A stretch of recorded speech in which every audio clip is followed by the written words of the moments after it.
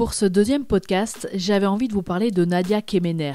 Nadia, elle a 41 ans et elle a découvert le touch rugby en 2007 après une grosse blessure. Elle est aujourd'hui capitaine de l'équipe de France de touch Women Open. Dans l'intervalle, a eu l'occasion de la rencontrer plusieurs fois au cours de ces 2 dernières années. C'est donc tout naturellement qu'on a eu envie de lui tirer le portrait. Vous raconter l'histoire de Nadia et de son attachement au touch rugby, c'est aussi mettre en lumière un sport encore très mineur et complètement amateur. Bonne écoute à tous. Moi, je viens d'autres sports avant. J'ai fait du basket, j'ai fait du rugby, toujours à bon niveau, mais jamais comme ça pour représenter un pays. Il y a 13 ans, elle fait un essai au club de free touch à Meudon, à quelques kilomètres de Paris. Rapidement, elle est séduite par l'esprit collectif, mais aussi la rapidité d'exécution de ce jeu sans contact et sans plaquage. Petit à petit, elle prend conscience que le rugby à 15 va être compliqué et elle se lance pleinement dans le touch. Quand tu vis des cérémoniales avec l'hymne national ou simplement représenter ton pays, même si c'est un petit sport mineur, parce qu'il ne faut pas se leurrer, on n'a pas 500 000 spectateurs qui nous suivent, mais en attendant, tu représentes et tu véhicules quand même les valeurs de ton pays et c'est toujours super agréable. Être au cœur d'un événement, Nadia ne pensait pas qu'un jour, elle deviendrait capitaine et représenterait son pays. En tant que capitaine, c'est d'essayer d'amener un groupe qui va essayer de donner le meilleur sur le terrain, en dehors du terrain. La vie de groupe étant importante pour moi, autant dans la compétition que ce qu'on vit à l'hôtel ou dans les moments plus fun. Compétitrice dans l'âme, elle aime la pression, la gagne et elle ne lâche jamais rien. Un capitanat presque viscéral. J'ai le rôle de remonter les troupes au moment où on peut être un peu down parfois. Et des fois, tu vois, je suis submergée par ce rôle-là et je me laisse aussi avoir, comme tout le monde, par l'enjeu, la compète, une erreur, la fatigue.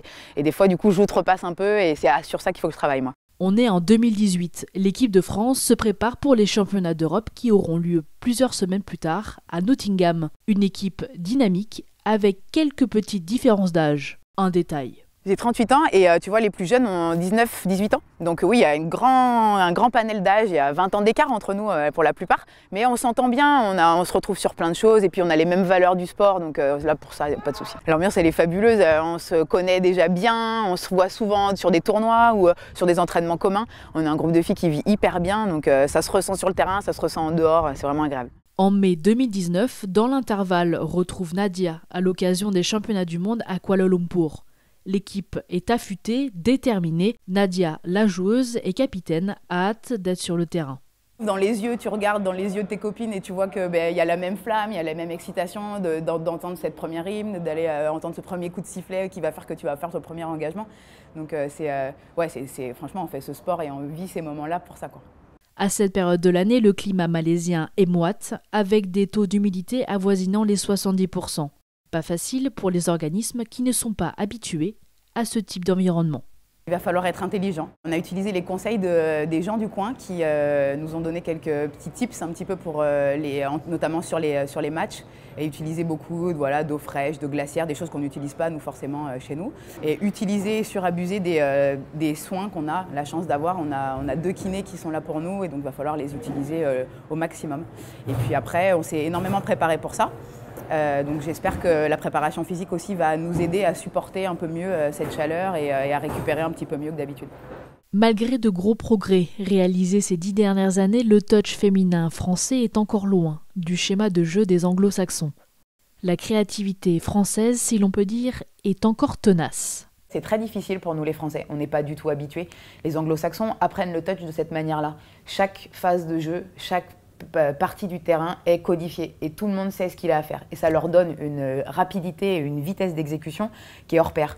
Nous, on aime bien un petit peu chercher des intervalles, jouer son vis-à-vis, sauf que ça rend le jeu du coup parfois hyper expressif et tu vas trouver des décalages de dingue, mais sauf que tu peux aussi perdre très rapidement ta vitesse de jeu. Et nous, on n'en est pas encore au niveau où tu peux rebondir d'une passe à l'autre. Ces championnats du monde en Malaisie ont été très enrichissants, tant sur le plan collectif que personnel. Nadia, comme à son habitude, en tire tous les enseignements, toujours dans le détail.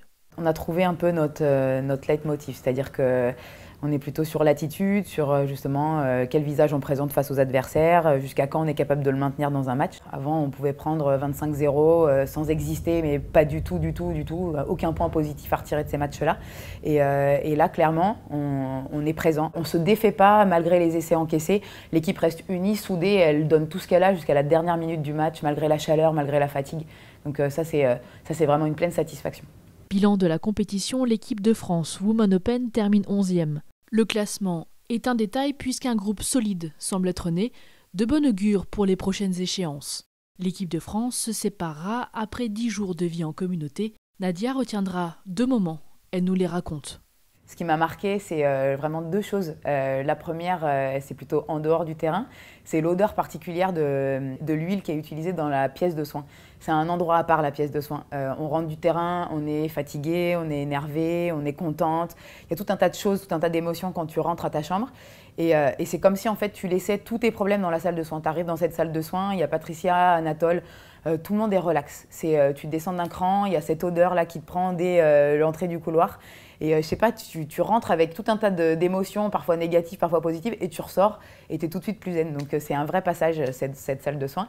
La deuxième, c'est sur le terrain. Ce matin, on s'est dit quelque chose d'assez particulier pour moi, qui suis très compétitrice et très dans la gagne. On s'est dit qu'on avait préféré parfois certaines défaites dans cette Coupe du Monde et ce qu'on avait ressenti après cette défaite en ayant tout donné que certaines victoires où finalement on avait eu l'impression d'avoir gagné mais en faisant le strict minimum.